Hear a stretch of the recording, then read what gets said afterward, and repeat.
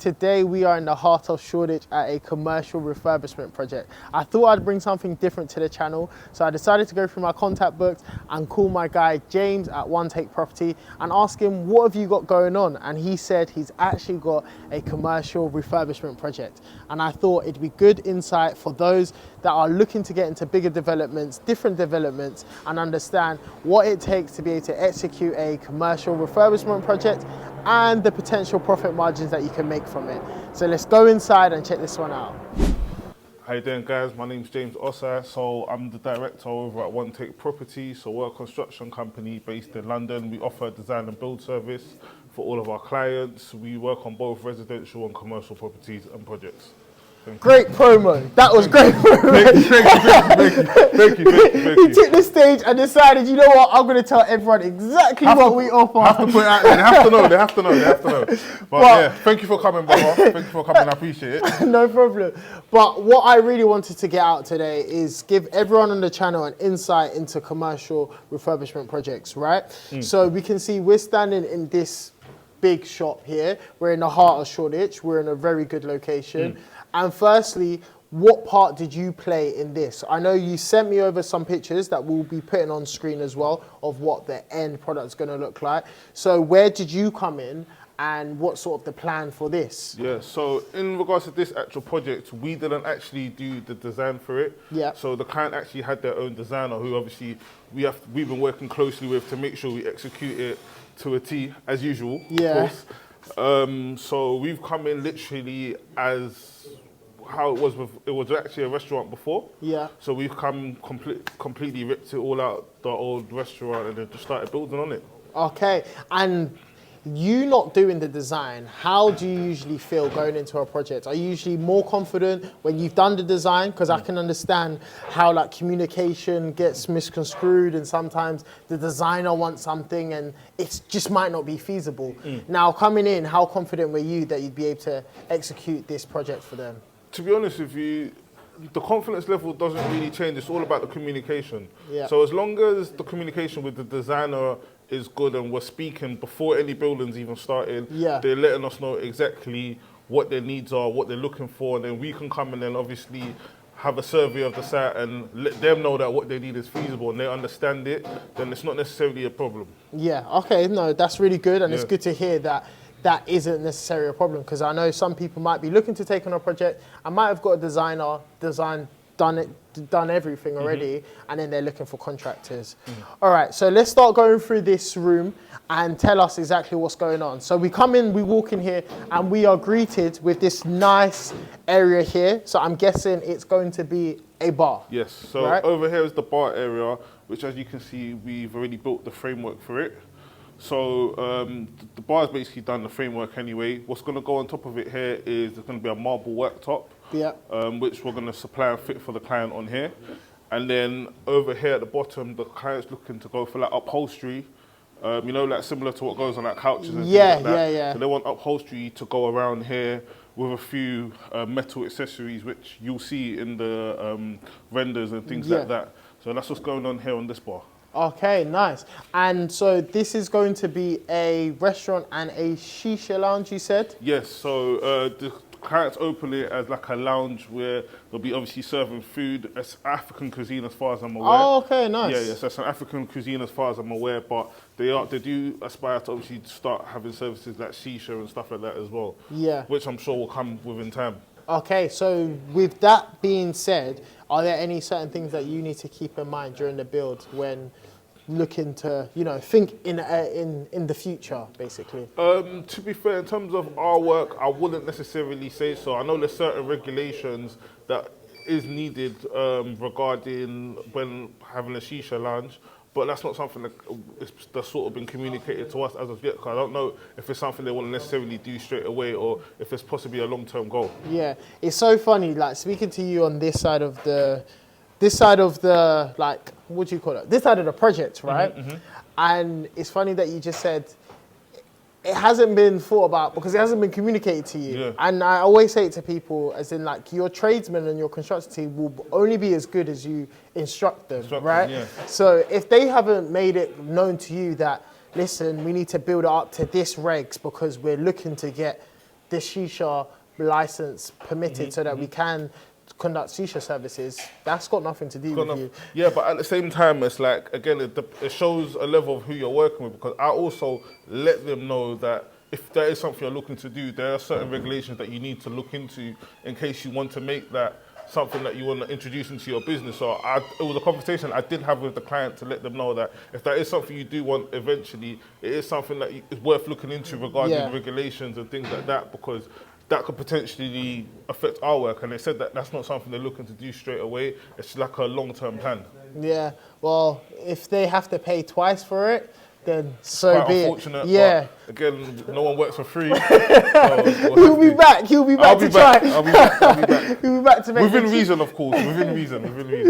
All right then. So you've got the bar here as we walk around. So I'm guessing a lot of here. Well, we're live on site, guys. So people are still working. And James has said that they need to continue working. We are not stopping the work. That is someone that's dedicated to the timeline.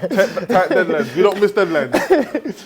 So I'm guessing all of here will be seating area then. And is this going to be like a bench going at the back here? Yes, so we're actually going to build a sofa for the client. Yeah. So like we're going to build a sofa here and another sofa there, which obviously at the moment you can't see because of the materials. Yeah. Which again is going to have the same upholstery matching the bar. Oh, nice. It's going to go on here. And then as you can see over here, we're building an arch wall. So you can see the first arch is actually completed now. Yeah. Then here in the middle is going to be the bigger arch. Okay. And then there'll be another arch here on the right-hand side. Okay. But you have the drawings and pictures. So Yeah, I'll be able to dash up the renders so that everyone knows and understands what is going on. So roughly, how many people would this be seating, do you know? As far as I'm aware, I can't give you exact numbers. What I do know is we're going to have about, don't quote me, I think 6 tables here. Yeah, 6 tables. So there's about 6 tables. Ideally, that's... I don't really want to do the maths on it, but quite a few people, because there's going to be seating area here and seating area here as well. So exact numbers, I can't quite tell you off the top of my head right now. Yeah. But I'll go through the drawings with you because they have a diagram that shows roughly how much they're looking for. Okay. No, that's good. And you do, well, you still do residential and you do commercial projects as well. Now, in your experience, what do you find easier and why? In my personal experience, I prefer commercial projects. And except for the fact that the profit margins are probably bigger. Yeah, the profit margins are 100% better. That, I hold my hands up and admit. But more than just that, I feel like the clientele is better in terms of a lot of the type of people you meet and the bigger budgets, the sort of people you're working with. And a lot of the time, you sometimes get a bit more creative freedom, especially when it comes to designs and things like that, because people want to set themselves a bit different from everyone else. Because when you're in the commercial game, there's a lot of competition.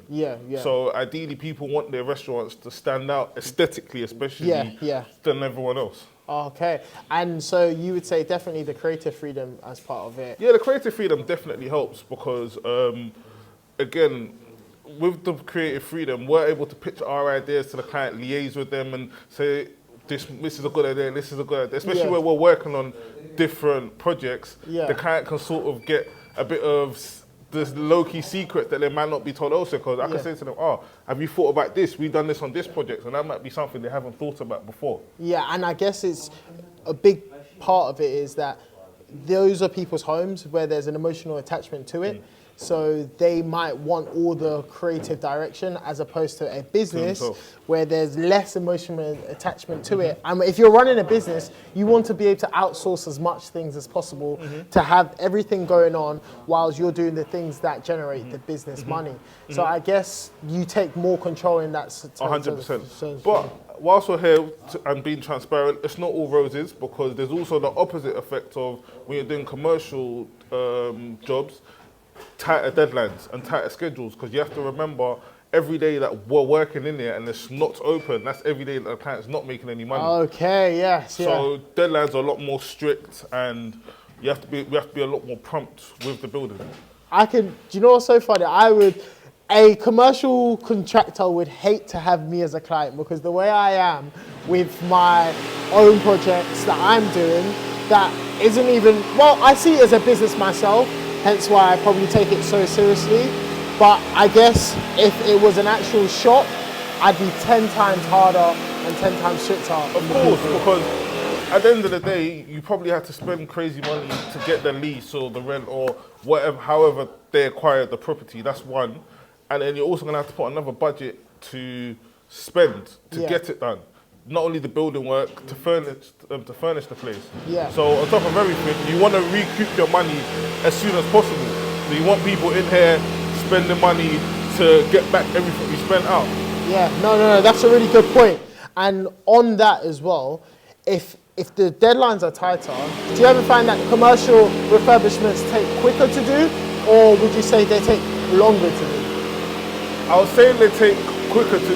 I'll say that they're quicker to do depending on what the client wants done. But it's quicker turnovers because I understand from my client that, all right, cool, you know what, there's no time to waste here. And I put myself in the client's shoes. Because similar to what you said, you know what it would be like if you were the client. So I put myself in that shoe when taking on the job from the client. And I make it known that at the same time you have to be realistic and you also have to plan that unforeseen things can happen because it's the building game, as you know, so there can always be unforeseen issues. But what I try to do is mitigate that as much as possible and then just try to always work as quick as possible. Whether that's me making the lads work extra long hours, whether we're in there 7 days a week, which to be fair, we usually do 7 days a week if possible, depending on where the area is and things like that, because sometimes in certain areas on the weekend you can't work after a certain time or things like that. But yeah, we try to just smash out as much as possible. This guy is telling you everything what every client wants to hear. No, but it's the honest truth. It's the God's honest truth, Ethan, I promise you. It's the God's honest truth. Honestly. No, that's really good to hear. Because, like, as you said, I assume that as well. I assume that commercial refurbishments take quicker to do than a residential, because sometimes you see shops open out of nowhere and you think, how the hell did they get here? Did they do it so quickly? Now, for this particular project here, right? You had it as a blank canvas. Oh, look, this is some of the pictures that okay, there you go. So yeah, that's what the bar area will look like when we finish. It's in black and white. I do apologize. I was trying to cut cost. I'm joking. I only have black and white, I promise you. But yeah, that's what that's going to look like. And as you can see, that's the frame of the bar before we built it. Now, with that being said, and you being able to get this essentially as a blank canvas, I'm guessing, so what would you say the timeline for this type of project would be? I'll be honest with you, so our timeline, is 7 weeks. 7 weeks for this? 7 weeks. And what was the client's expectations when they gave you the keys? What was their expectation versus what is actually realistic? Because I can imagine they have high expectations of what they think can be achieved. At the time the client, forget about getting the keys, at the time the client wanted to give me the job, it's the if you can do it in 3 weeks. 3 weeks? I said to them, to be honest with you, like, come on, I could do what you want me to do and tell you that's the case and be like those builders that say 2 weeks and then 5 weeks later things aren't done, or I can give you a realistic expectation. I said, to be honest with you, we need at least 7 to 8 weeks to get it done. And you have to imagine, because a lot of the stuff, it's going to be quite high end in here, as you can probably see from the drawings and things like that. A lot of the stuff they need has quite a bit of a turnover. Like, for example, the marble worktops has like a 4 to 5 week turnover. To have it cut to size and delivered. So things like that, overall, to have it finished, we gave them 7 weeks, which you knew was a realistic time, and which I'm almost quite certain will probably meet the deadline. No, that's really good to hear. And what I wanted to ask about that, just we're in like the heart of Shoreditch, right? Does where the actual project is affect or have an impact on the cost and your budget to the actual works, right? To be honest with you, no. No. Personally, no. I know other companies. So you don't do location tax? Because I know a lot of other companies and construction companies like to put a bit of tax on it if they see if it's in a really good location. If it's in London, they're seeing zone 1, zone 2. They're just adding the tax an extra we add bit. on to it is things like parking and congestion and things like that. If we were working in central London, which we do certain projects, and of course we put cost in for myself and my worksmen for congestion, because every day that's a lot of money that racks up, and parking, because parking in London's crazy. So for things like that we put into it. But in terms of our labour, not really as much. Yeah. Okay. Well, that's good to hear then, I'm Yes. guessing. Now, in terms of looking at commercial projects, right? And we was talking about how you prefer these. But my argument also isn't there a lot more regulations around the commercial projects? Because you're having a lot of people coming in and out of this place. I'm sure the fire safety aspect of it is definitely a lot more tighter. There's different health and safety aspects of it that's tighter as well.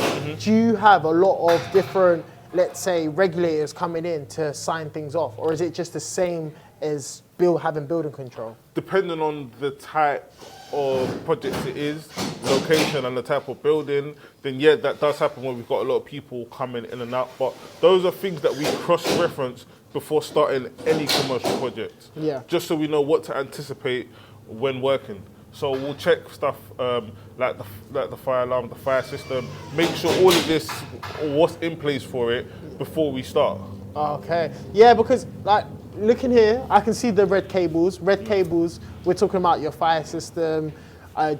Is there a sprinkler system in here as well? No, they don't have a sprinkler system. Okay, is there a reason as to why they don't have a sprinkler system, or is it just not necessary? It's just not necessary, so they don't have that in here as such. But like I said, we always go through that sort of stuff before starting to know how we're going to conduct the job and move on. So another thing with commercial jobs is a property, if you have the availability, a client can call you and say, oh, James, this, that, are you able to get some of the boys in tomorrow? Not tomorrow, but straight away if possible. Commercial, it's not like that, unfortunately, because to save our own back, we need to make sure we plan every single thing before starting. Like, and even if we aren't designing it, we don't start any commercial project without drawings and without 3D renders of what it's going to look like, because what you don't want is you then end up doing it based on the client telling you what they want. I wanted this like this, and then you end up on the meme page saying expectations versus reality. Exactly. Social media is a dark place. You don't want to. You don't want to end up like that. So what we do is I make sure before we start, whether we're doing the designs or you're sorting it out, there needs to be designs. If not, respectfully, we walk away from the project. It's big. And it helps us as well because we know what we're working towards. And as long as we do our work to that drawing, there can't be any discrepancies. We're all good. Yeah, no, that's really good. And this is one of a big question for you. How do you handle it or when the client isn't happy with the work? And have you ever been in a position where the client's come into a commercial shop and there's like, James, this is not what I wanted? Which question do you want me to answer, first of all? Has that ever happened to you, number one? That's not happened to me at the end of the job, no. Yeah. But in the middle of a project, a client can come in and say, oh, James, can you change this? I don't like this to that extent and things like that. At the end of a project, no, because we're in regular contact with our clients, whether that's us sending daily or every 2-3 days updates, whether it's via WhatsApp or they come in and just little things like that. Business lines call in. Oh no, I'll call them back. They can wait. We're doing more important stuff. But anyways, go on. The second question was, so you asked, yes, I was saying, has it happened to you before, and how do you deal with it once it's? In terms of dealing with it, at the end of the day, as you know, with this game, a lot of it, I'll say a majority of it is word of mouth. Yeah. So I need that word of mouth recommendation.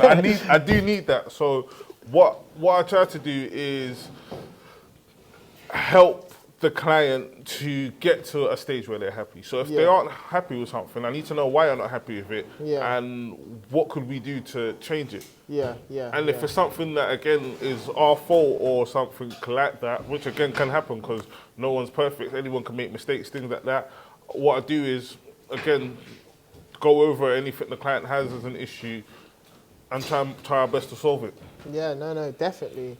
And with that being said, right, and we're talking about the clients and the biggest differences and why you like it so much, I think a lot of people will be wondering, and those that are already in the trade, what sort of profit margin do you aim for when you are taking on these types of projects? So I'm talking about like your percentages, right? Yeah, percentage-wise, I'll be honest with you, 25 to 30%. Yeah, so that basically means you had a client that had a 100K build, you'd at least expect to make £25,000 profit within that 100K build. Ideally, in an ideal world. Obviously, sometimes if the project overruns and there's extra things, it's never really might get to that, but we usually aim for 25%.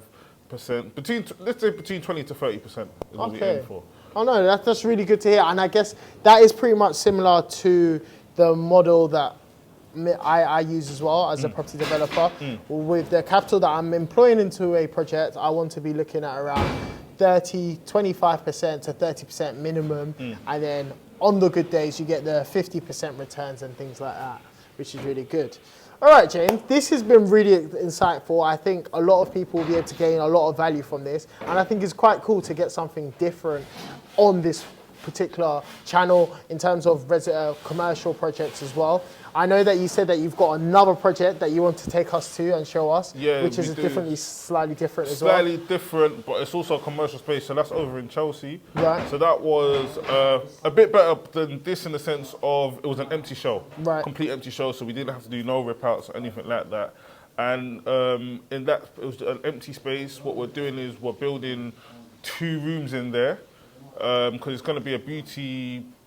Oh, don't tell them too much. Sorry, but yeah, it's going to be a very nice thing. So I'd recommend for you to come down whenever you're free. Yeah, no, definitely. And I also recommend you to come back here when it's done, because you know how we finish our works top notch naturally. Yeah, of course, we'll definitely be back here because I think it'd be really cool for us to be able to see the end project and be able to see what challenges that you was able to overcome. Do you want to put a date on it? Do you want to put a date on it? So how many weeks are you in so far? So technically we're in our 2nd week. Yeah, 2nd week. And as you can see, the bar's done. The arch wall's very much progressing. Yeah. So okay, 2nd week in. So I'm saying 6 weeks from now, because you said 6 weeks from now. Do you reckon, or you tell me? To be fair, I've got no experience here, right? Okay. I can put my hands up and say I'm a novice in the commercial game, so I couldn't tell you how long this would probably take. I'm thinking just of my experience, probably 6 weeks. Yeah, I'd say 6 weeks. Bear in mind, there's still quite a bit to do. We're gonna knock down this wall here because. Oh, you're knocking down this wall? Yeah, because whoever done a very bad job, so you can see that's actually not straight. Yeah. So we're going to actually knock it down, rebuild it. But it's already been plastered, isn't it? That wasn't by us, so that was originally before we even came in here. Yeah. So we're going to actually knock that down, make it a bit bigger actually, so it's an open space, because that's going to be like a DJ area. Oh, nice. Where the DJ booth is going to be. Yeah. So that's going to be like an open area. So there's still quite a bit of work to do. We're still going to need to plaster everywhere. So what are you telling us? What are you telling us? It's going to be more than 6 weeks? No, come on, 100% not. What I would say is it'll probably be about 6 weeks, I would say. So if we arrange it again for 6 weeks, when we're obviously meeting deadline. All right then, 6 weeks time from now, we'll be back here to be able to see the end Maybe project. sooner, who knows? But let's just say 6 weeks. Let's aim for 6 weeks. All right then, 6 weeks. I won't be able to work it out now, so I'm gonna put a date on the screen so that we can count down, so that the time we do record this needs to be done. Yeah, fingers crossed. Fingers crossed, or you owe me something, right? A Nando's. I'll take a Nando's. Okay, that will do. I would have done it for free anyway, but hey. All right then. So yes, we'll be back here, James. Thank you so much for this. I think it's something cool, it's something different, and I know a lot of the viewers will gain a really good insight from the commercial game, because, as I say, like a lot of residential developers, we do want to venture out into the commercial game, and myself included. Why haven't you, out of curiosity though? I would have thought you would have by now. I think the biggest reason as to why I just will need to build up my portfolio. That portfolio base for me is just key. But knowing what I know, portfolio is decent. You've done some things. You've done some good things. I know, a lot of good things. But it's just, for me, it's that passive income. Like with residential, it definitely is probably harder in terms of the amount of people you have to deal with, expectation, the valuers, all of that stuff on the back end. But it's a thing where you do all the hard work once and you get paid forever. So what about the commercial to resi sort of stuff then? That is something that's like extremely yeah, popular right now. and that's very lucrative as well. It's I've been on a course on it, but I've just yet to venture out. At the moment, I'm taking all the opportunities that I'm being placed with within my current area.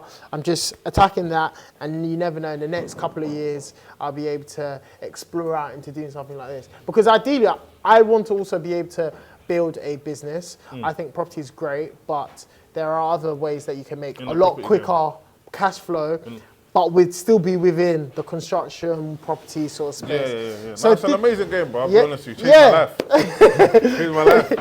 Changed my life. I'm literally, I'm exploring, I'm learning, and even just coming down to this site is giving me such good insight, more ideas of how I can structure some things and how I can maybe spot a certain opportunity, ways I can connect people.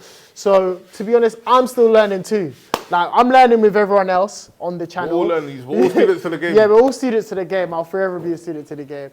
So yeah, this has been really, really good, and it's given me a few ideas, to be honest. And I do want to be able to one day showcase my own project, maybe done by yourself. Who knows? That'll be the right thing to do. That'll be a very smart decision. Very smart decision. Who knows? But for now, guys, if you want to see the end results, make sure you comment end result, and we'll make sure we'll come to James's site to see the end result. So remember, like, comment, share, subscribe. Where can they find you? Instagram, One Take Property. Instagram, we'll tag all of that as well. And just make sure you share, like, comment, and we'll catch you in the next video.